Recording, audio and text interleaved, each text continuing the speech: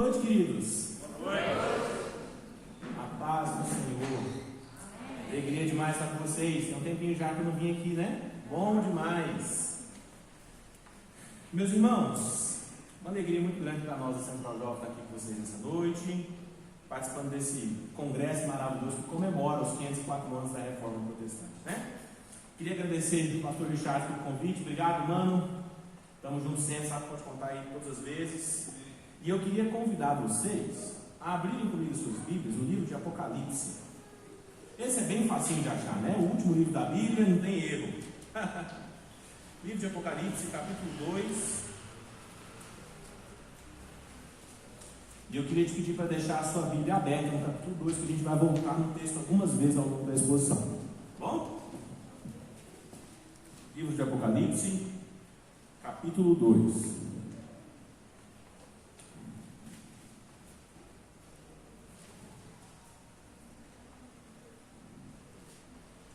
Vamos orar, meus irmãos? Pedir a bênção do Senhor? Deus Santíssimo, muito obrigado, Pai. Obrigado pelo seu amor para conosco. Obrigado porque o Senhor é um Deus maravilhoso que se preocupa com a nossa história.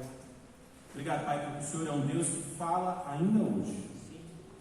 Derrama a sua graça sobre as nossas vidas, Senhor. Que de fato, Deus, nós ouçamos o Espírito falar à igreja na noite de hoje. Usa-me como teu servo, nas tuas mãos. Usa o texto bíblico, a palavra, em nome do Senhor Jesus Cristo. Amém. Queridos, o pastor Richard me pediu para conversar com vocês sobre a igreja que foi deixada por Cristo. E eu imagino que ele tinha em mente que a gente gastasse algum tempo conversando sobre a igreja primitiva. Por quê? Porque nós estamos em uma conferência que está comemorando os 504 anos da Reforma Protestante. E como o próprio nome já diz, uma reforma é um retorno à forma. Então, qual que é o pressuposto que nós precisamos ter muito claro nas nossas mentes e nos nossos corações quando a gente vai conversar sobre a Reforma Protestante? É que a igreja, ela tinha uma forma de ser quando ela foi criada pelos apóstolos, pelo Senhor Jesus, pelo Espírito Santo de Deus. E ao longo dos anos a igreja foi se deformando, ela foi perdendo a forma que ela tinha.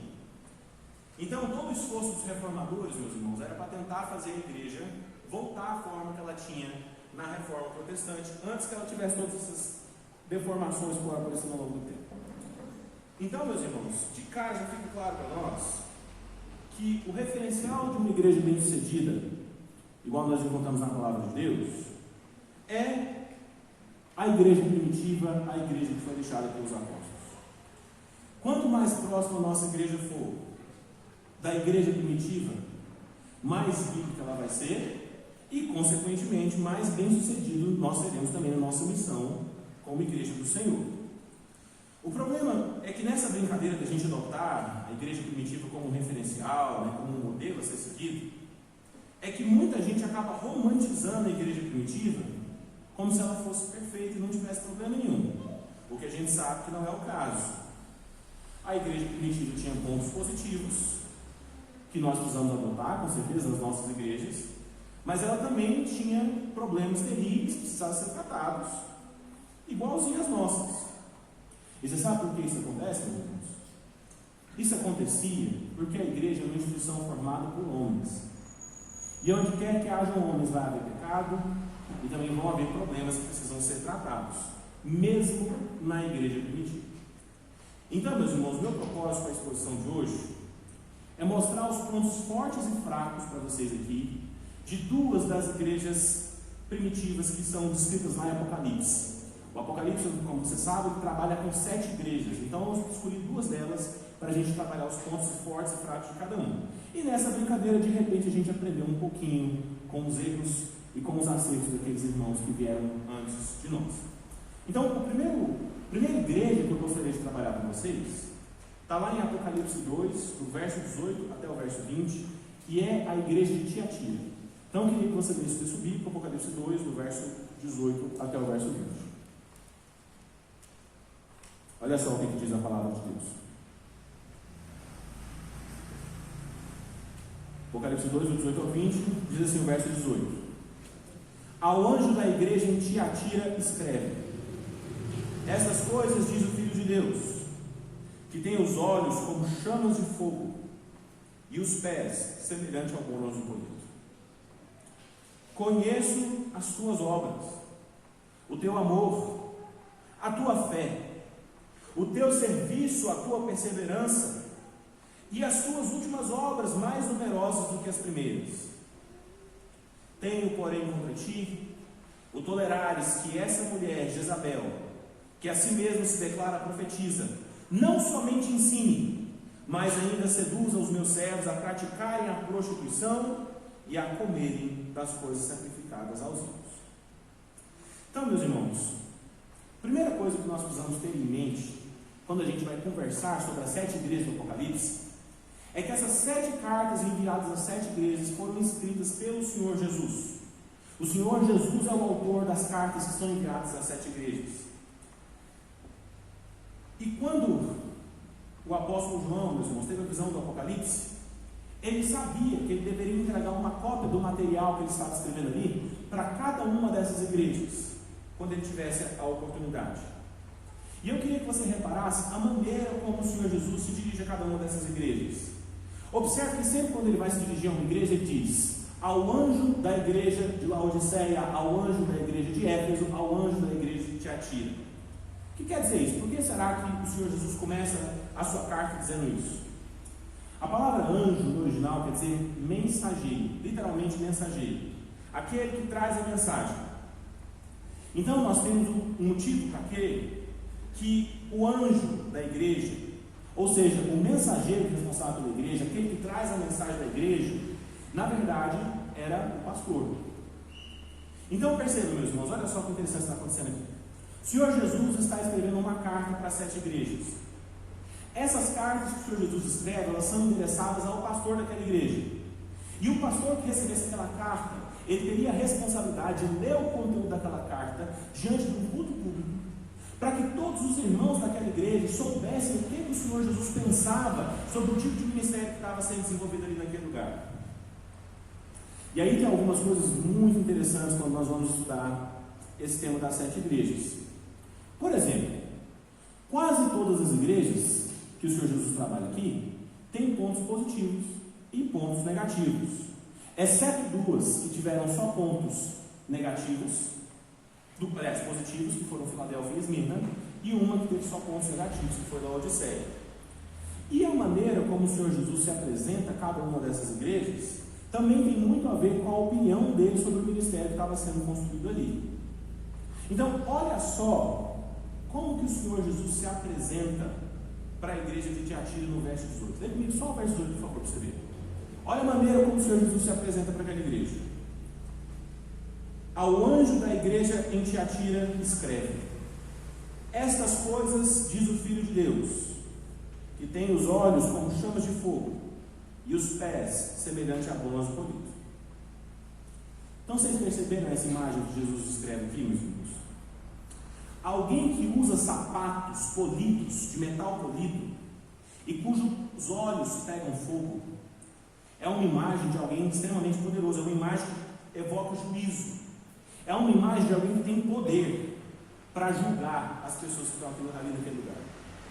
Então a gente já começa a perceber logo de cara que o Senhor Jesus não estava lá muito feliz com o tipo de ministério que estava sendo desenvolvido em Tiatira. Mas mesmo assim, quando ele começa a sua carta, ele começa falando dos pontos positivos. Olha só o que ele fala no verso 19, por exemplo. Ele diz assim no verso 19: conheço as tuas obras, o teu amor, a tua fé, o teu serviço, a tua perseverança, e as tuas últimas obras mais numerosas do que a primeira. Então, olha só que maravilhoso isso que o Senhor Jesus vai falar a respeito daquela igreja. Qual de nós não gostaria de receber esse tipo de elogio do Senhor? O Senhor Jesus está dizendo com todas as letras, meus irmãos, que a igreja de Tiatira era uma igreja apaixonada pelo Senhor Jesus. Observe como ele diz: eu conheço o seu amor, eu sei que você me ama, eu conheço a sua fé, eu sei que você é uma igreja crente, você de fato me ama, você crê em mim. E ele diz que a igreja de Tiatira Era uma igreja que perseverava em muitas obras, numerosas obras, maiores do que as primeiras. Em outras palavras, meus irmãos, a igreja de Tiatira era uma igreja profundamente apaixonada por Jesus, que era marcada por muito serviço, por muita atividade. Era uma igreja que estava cheia de coisas o tempo todo, fazendo coisas o tempo todo. Esses são elogios maravilhosos. Quem é que não gostaria de ouvir esse tipo de coisa do Senhor? O problema é que aqueles irmãos também tinham pecados que precisavam ser tratados. E olha só o que o Senhor Jesus tem para dizer sobre o pecado deles no verso 20. Apocalipse 2:20 diz o seguinte: tenho, porém, contra ti, igreja de Tiatira, o tolerardes que esta mulher Jezabel, que a si mesma se declara profetiza, não somente ensine, mas ainda seduza os meus servos a praticarem a prostituição e a comerem coisas sacrificadas aos ídolos. O problema da igreja de Tiatira, meus irmãos, é que apesar de eles serem uma igreja apaixonada por Jesus, cheia de atividades, que faziam muitas coisas, que estavam o tempo todo em movimento, aquela igreja em Tiatira tolerava falsos profetas que ensinavam coisas erradas no meio deles. E aqueles falsos ensinos dentro da igreja estavam levando alguns irmãos a se mergulharem na prostituição e na idolatria. E parece que tudo isso estava acontecendo diante dos seus olhos, e aqueles irmãos não estavam fazendo nada a respeito. Como eu disse para vocês no início, meus irmãos, os problemas e também as virtudes que nós encontramos na igreja primitiva são exatamente os mesmos que nós encontramos nas nossas igrejas hoje em dia. E tem muita igreja por aí, está assim, que está enfrentando os mesmos problemas que a igreja de Tiatira enfrentava e nem sequer sabe disso. Tem muita igreja por aí, cheia de gente que ama Deus, que é apaixonada por Jesus, que é cheia de atividade, que faz congresso, que faz ação social, que faz culto disso, culto daquilo, não sei o quê, o tempo todo de coisas maravilosas que deixam todas as outras igrejas envergonhadas, do tanto que esse povo é apaixonado por Jesus e bota a mão na massa e faz coisa acontecer. Mas que são igrejas que estão distantes do Senhor Jesus, porque são igrejas que estão tolerando falsos profetas e falsos ensinos nos seus meios. São igrejas que estão tolerando pregadores dizerem coisas que Deus não disse, gente prometer coisa que a palavra de Deus nunca prometeu. Estão tolerando pastores e pregadores que vendem a graça de Deus barata, falando de amor, mas ignorando a justiça. E aí, meus irmãos, hoje em dia nós temos uma geração inteirinha de crentes que tem ouvido todos os finais de semana sobre como eles são amados e especiais, e que vivem as suas vidas no pecado, entregam aos seus próprios ídolos, porque um dia eles entenderam que eles são tão amados por Deus, e o amor de Deus é tão barato, que eles não precisariam mudar nada, que eles eram aceitos da forma como são, eles poderiam viver da forma como eles sempre viveram, porque o amor de Deus o alcançou. Meus irmãos, eu me lembro de uma palavra do pastor Iago Martins, onde ele diz que as igrejas que têm esse tipo de ministério, na verdade elas estão anestesiando a consciência de pessoas que estão indo para o inferno. Porque nessas igrejas nós encontramos pessoas que estão convictas de que tiveram um encontro com Deus, gente que tem certeza que é salvo, que passou por um encontro com Jesus, mas que vivem as suas vidas como se isso nunca tivesse acontecido. Porque todas as vezes que elas vão à igreja, elas são convencidas de como elas são amadas. E a gente ouve muito pouco sobre justiça, inferno e mudança. Esse é um tipo de igreja muito comum na nossa época, a igreja de Tiatira. Mas eu queria analisar um outro tipo de igreja com vocês, que é a igreja de Éfeso. E esse tipo de igreja a gente também conhece muito bem.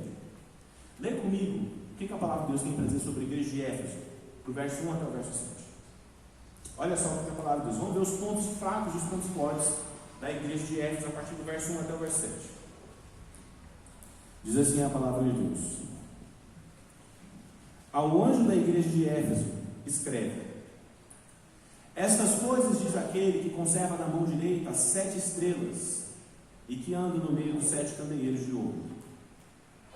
Conheço as tuas obras, tanto o teu labor como a tua perseverança, e que não pode suportar homens maus, e que puseste à prova os que a si mesmos se declaram apóstolos e não são, e os achastes mentirosos.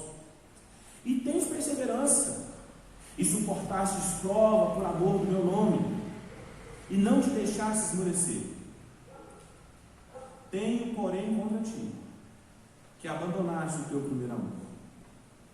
Lembra-te, pois, de onde caíste, arrepende-te, e volta à prática das primeiras obras. E se não, venho a ti, e moverei do teu lugar o teu candeeiro, caso não te arrependas.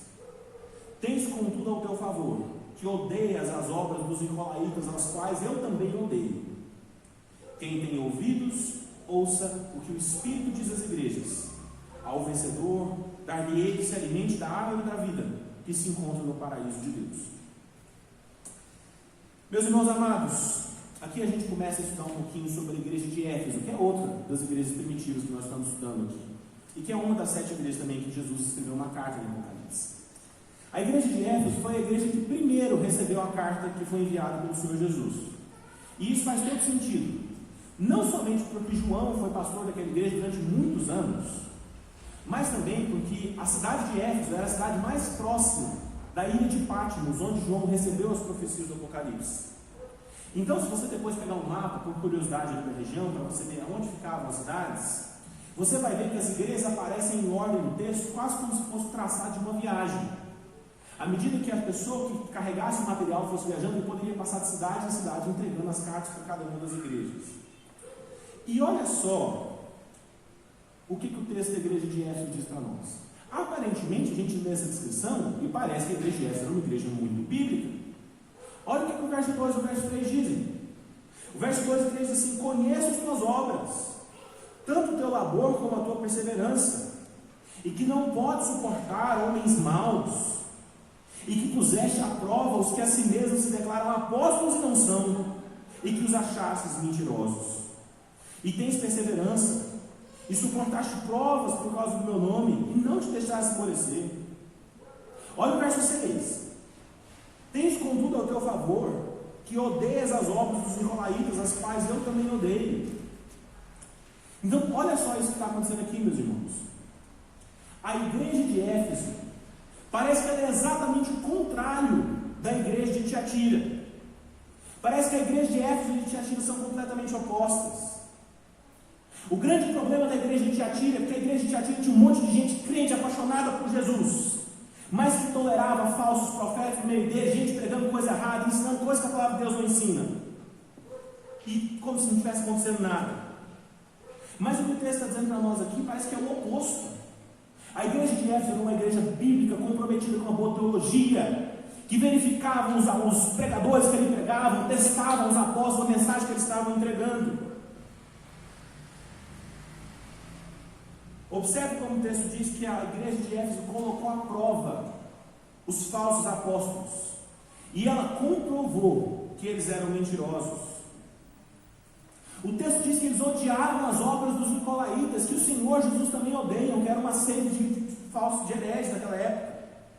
Era uma igreja que não suportava falsos ensinos, não suportava falsa doutrina, não suportava teologia errada, não podia nem ver. Essa é a igreja de Éfeso. Mas o texto também diz que, apesar de todo esse apego pela boa teologia, apesar de toda essa coerência teológica, apesar de toda essa biblicidade, ainda assim a igreja de Éfeso era uma igreja que tinha perdido o amor. Vê comigo o verso 4 e o verso 5 para você ver. Olha o que o Senhor Jesus vai dizer sobre a igreja de Éfeso.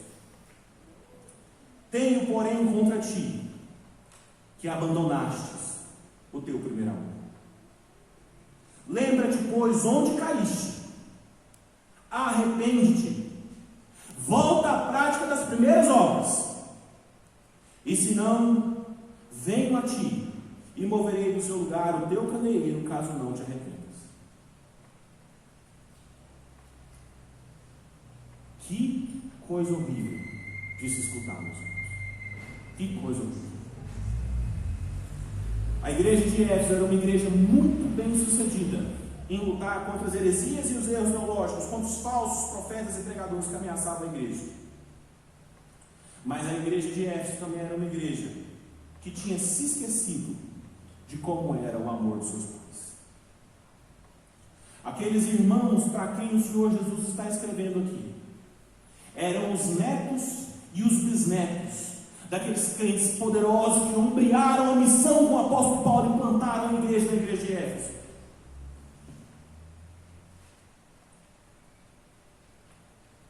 E agora que os anos tinham passado, tanto tempo depois, parece que eles já não tinham o mesmo amor pelo Senhor Jesus que os seus avós e bisavós tiveram. Parece que Éfeso era uma igreja que tinha se contentado em ser aquilo que ela já era. Já estava de bom tamanho ser a maior igreja de toda a Ásia. Já estava de bom tamanho ter o que existe de melhor na teologia e defender essa igreja dos falsos ensinos e falsos profetas. O problema, queridos, é que o Senhor Jesus aqui está dizendo com todas as letras que naquela igreja faltava amor. Era uma igreja, um povo que tinha se esquecido de como é ser apaixonado pelo Senhor Jesus. E aqui, meus irmãos, é onde o filho chora e a mãe não vê, onde o nariz entope não tem nem o sopro. Sabe por quê? Porque as nossas igrejas são igrejas muito parecidas com a igreja de Éfeso. Nós nos orgulhamos muito de termos os melhores pregadores, de saber tudo sobre a boa teologia e de mostrar para as pessoas da nossa biblioteca com todos os livros que a gente já leu. A gente adora achar os erros das outras igrejas, os erros teológicos, ficar apontando deles, se sentindo melhor do que elas no fundo do nosso coração. Mas a grande verdade é que a gente não é apaixonado pelo Senhor Jesus como muitos irmãos dessas outras igrejas. A verdade, meus irmãos, é que a gente tem dificuldade de orar. A verdade é que a gente tem dificuldade de ler a Bíblia. A verdade é que a gente tem dificuldade de juntar 25 jovens na escola dominical. A verdade é que a gente adora falar que ama o próximo, porque de vez em quando a gente faz uma ação social e leva comida para as pessoas na rua e vai ajudar e tudo mais. Só que a gente não se toca que o próximo, mais próximo que a gente tem, é o irmão que frequenta a nossa igreja. E a gente nem fala com ele. A gente adora falar que ama o próximo quando a gente vai doar a cesta básica. Mas a gente não se toca que o próximo, mais próximo, faz parte do mesmo ministério de jovens que você e você nem sabe o nome. Quanto mais os problemas, as crises profundas que ele está enfrentando. Dizem que a igreja presbiteriana do Brasil é uma igreja fria. E apesar de eu odiar profundamente quando as pessoas falam isso, está tudo bem, está tudo bem. Existem jeitos de ser igreja diferente. Tem igreja que é mais tradicional, tem outras que são mais animadonas, e está tudo certo, não tem problema. O que não pode acontecer de jeito nenhum é eu e você nos tornarmos um presbiteriano frio, que não ora, que não jejua, que não tem temor do Senhor diante dos seus olhos, que não demonstra amor pelas pessoas que estão ao seu redor. Isso daí é inaceitável. Quem está dizendo isso não sou eu não, é o Senhor Jesus, quando ele diz para a igreja de Éfeso. Essas palavras são palavras de Jesus, não são palavras minhas. A gente precisa voltar ao primeiro amor. A gente precisa voltar a ser uma igreja apaixonada de verdade por Jesus. A gente precisa construir conexão profunda com o jeito que está à nossa volta. Porque senão o Senhor Jesus vai mover de nós o candeeiro, vai retirar a sua luz das nossas vidas e das nossas igrejas. E diante de tudo isso que você ouviu até agora, eu queria fazer uma aplicação para você pregar tudo que você aprendeu sobre a igreja de Tiatira e sobre a igreja de Éfeso e levar para sua casa e viver quando você sair por aquela porta. Geralmente eu faço mais desafios espirituais, mas o que eu vou fazer hoje é correr. Então vai ser um só. E o desafio espiritual que eu queria te fazer hoje é o seguinte: encontre um meio do caminho entre a cidade de Tiatira e a cidade de Éfeso. Encontre um meio do caminho entre essas duas realidades. Meus irmãos, eu espero que tenha ficado claro para vocês na palavra de hoje que nem a igreja de Tiatira e nem a igreja de Éfeso estão corretas na sua maneira de ser igreja, porque todas as duas igrejas receberam uma repreensão muito grande, uma bronca terrível do Senhor Jesus, para que elas se arrependessem e voltassem para o caminho correto, como elas tinham que ser como igreja. Deixa eu te contar um negócio para você. Não é bom que uma igreja seja marcada pela emoção, pelas atividades, pelos congressos e muitas obras, e seja só isso. Isso não é bom. Todas essas coisas são boas. Elas fazem parte do que significa ter um ministério bem sucedido. A questão não é essa. O próprio Senhor Jesus reconheceu que os irmãos de Tiatira eram crentes que eram apaixonados pelo Senhor Jesus. Jesus fez um elogio para eles. Mas a grande questão, meus irmãos, é que todo esse movimento, todas essas atividades que a gente vê em muitas igrejas, não tem valor nenhum se eles estiverem caminhando para a direção errada. A nossa boa teologia, a boa doutrina, o compromisso com a palavra de Deus tem que vir antes de qualquer outra agenda que possa fazer parte do nosso ministério, de qualquer outra coisa que a gente fizer. Porque se a gente não tiver compromisso com a palavra de Deus, com a verdade da palavra de Deus, então tudo está perdido. Tudo perde valor. A gente perde capacidade de transformar a vida das pessoas, porque o poder não está no ministério. O poder está na palavra de Deus. E se a palavra de Deus é ignorada, como é que pessoas podem ser transformadas? Se a palavra de Deus não é um centro, se o compromisso com a boa teologia não é um centro, como é que o nosso ministério vai ser frutífero? Você pode até ter uma igreja lotada, uma igreja lotadinha, está indo para o inferno.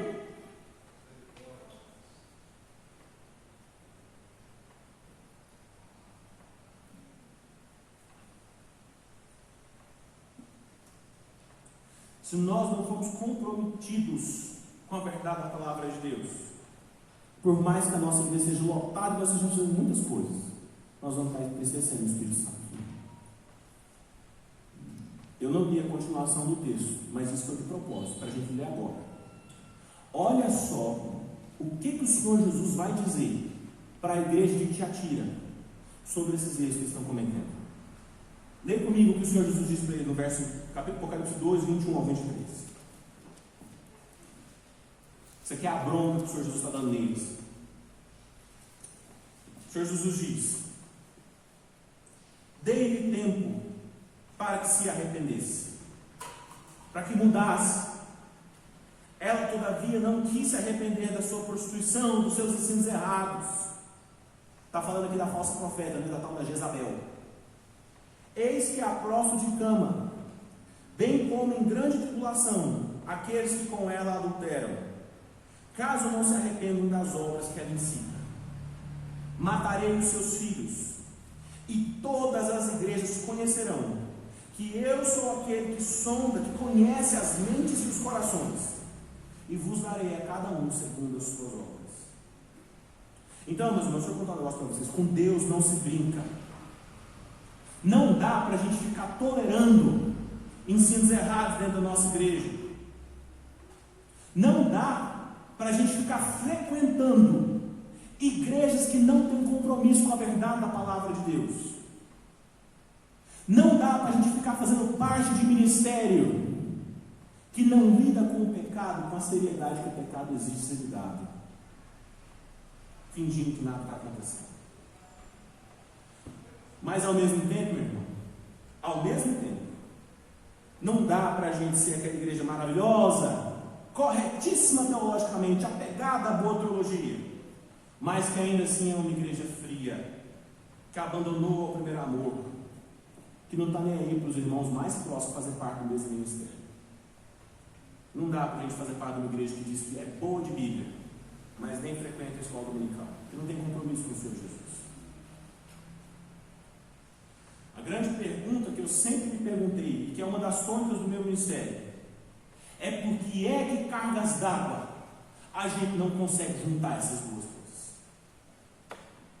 Por que é que a gente não consegue unir aquilo que de melhor existe em Tiatira, todo aquele fervor, todo aquele amor pelo Senhor Jesus, aquelas obras maravilhosas, aquela dedicação ao reino de Deus, com o que existe de melhor na igreja de Éfeso, com o compromisso com a palavra, com a boa teologia, com a boa doutrina? Por que é que a gente não consegue viver as duas coisas nas nossas igrejas? Parece que no Brasil hoje só tem duas igrejas para você frequentar. Ou você tem uma igreja fervorosa, Tiatira, apaixonada por Jesus, com muitas coisas para fazer, mas que a palavra é fraquinha. Ou você tem uma igreja boa de Bíblia, palavra fera, mas que o povo é um povo morto, frio, está nem aí uns dos outros. Os relacionamentos são todos falsos, tudo de aparência. Parece que se dá bem na frente dos outros, mas quando vai ver lá por detrás, bem coisa nenhuma, está tudo quebrado. Pelo amor de Deus. Então, por isso que hoje é uma aplicação. Porque esse é o grande desafio espiritual da sua vida. Eu queria te desafiar a viver a sua vida cristã do dia de hoje até o dia que o Senhor Jesus voltar. Não como membro da igreja de Tiatira, nem como membro da igreja de Éfeso, mas como membro da igreja que o Senhor Jesus sonhou que aquelas duas igrejas fossem. Alguém que sabe equilibrar toda aquela paixão e fervor que tem em uma, com a boa teologia e o compromisso com a palavra de Deus que tem na outra. Isso é um desafio muito mais difícil do que parece, mas é um desafio para a nossa vida. É o meu alvo como ministério. Eu posso morrer sem conseguir, mas eu quero ser lembrado como um pastor que lutou com todas as forças para que o ministério tivesse as duas coisas e não só uma. E eu queria te desafiar a comprar esse desafio e levar isso para a sua igreja quando você voltar, em nome de Jesus. Deus, muito obrigado por essa palavra, por essa igreja maravilhosa que o Senhor Deus levantou. Obrigado, Deus, pela igreja presbiteriana Shekinah,